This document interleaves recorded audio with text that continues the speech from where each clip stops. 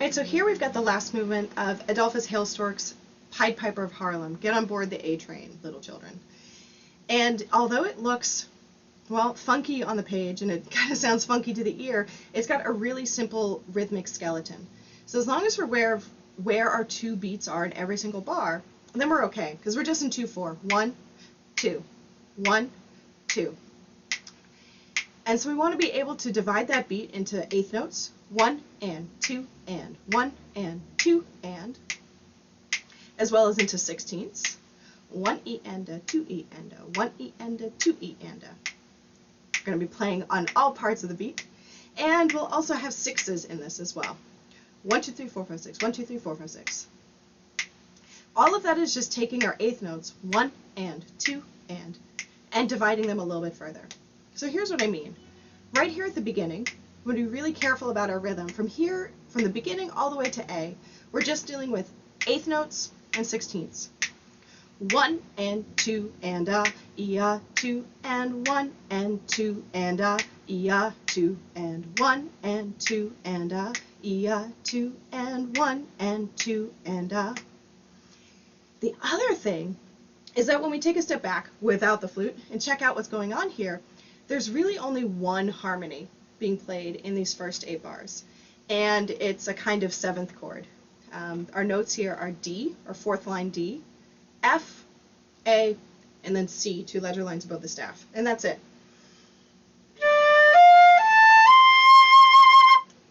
So knowing that that's the harmony of all of this, noodle around with those pitches, play around with them, see what they sound like when you play them in reverse.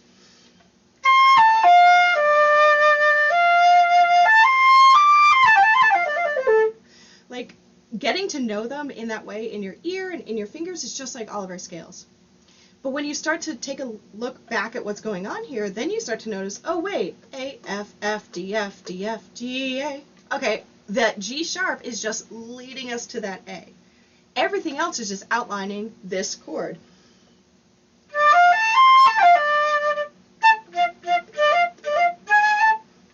And when you look at every single bar, those are all the notes that are happening. So take the time to know this is our chord that we're working with. Sometimes there's a chromatic lower neighbor to A, but that's it. A, F, F, D, F, D, F, G, A, F, F, D, F, D, F, D, C, A, F, F, D, F, D, F, G, A, C, F, A, C, A, F, D, F.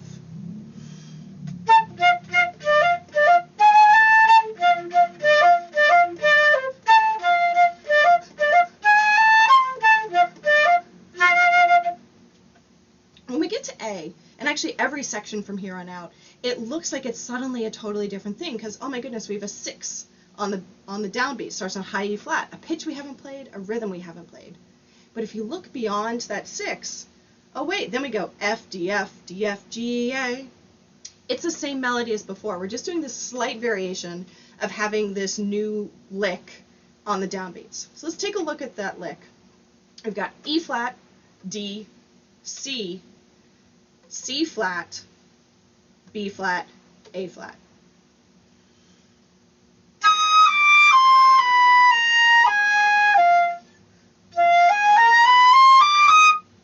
Playing it upwards and downwards is a good way to get it in your ear. There's a really just lovely, delicious half step in there. There's this third at the bottom. It's such a cool lick.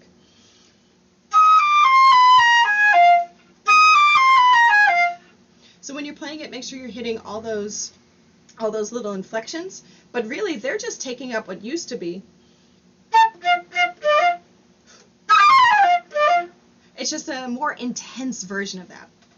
As we get into small subdivisions, you want to make sure that we still can feel all of the eighth notes along here. So if we're thinking about our beat, 1 and 2 and 1 and 2 and. The 1 and the and are going to be divided in 3. 1, 2, 3, 4, 5, 6. 1, 2, 3, 4, 5, 6. Da-ga-da, ba-ga-da, da-ga-da, da-ga-da. So make the C flat a check-in place.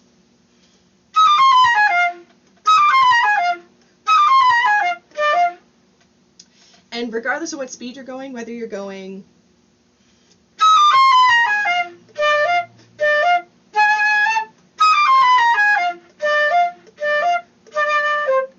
or faster, closer to tempo.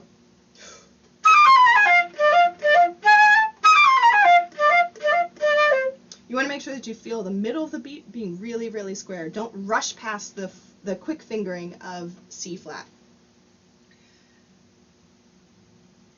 As we move from sixes to fours, this is at bars 115 and 116.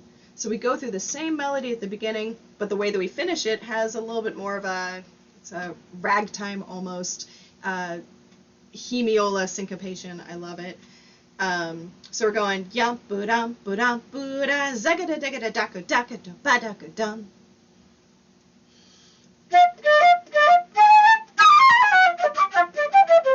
Sorry, I'll do that again.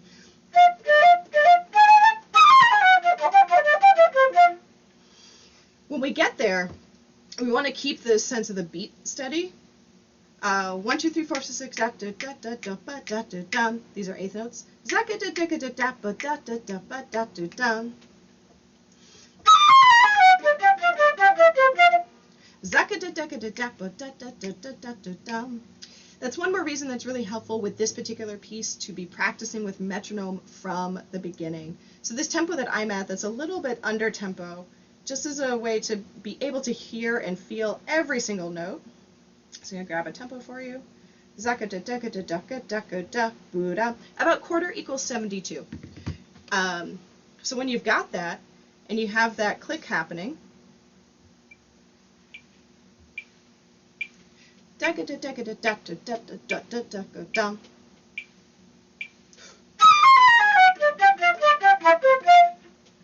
keeping everything really square. Here we are from the beginning of A. I'm going to go at quarter equals 72. Sorry, I really want to play the end. My bad.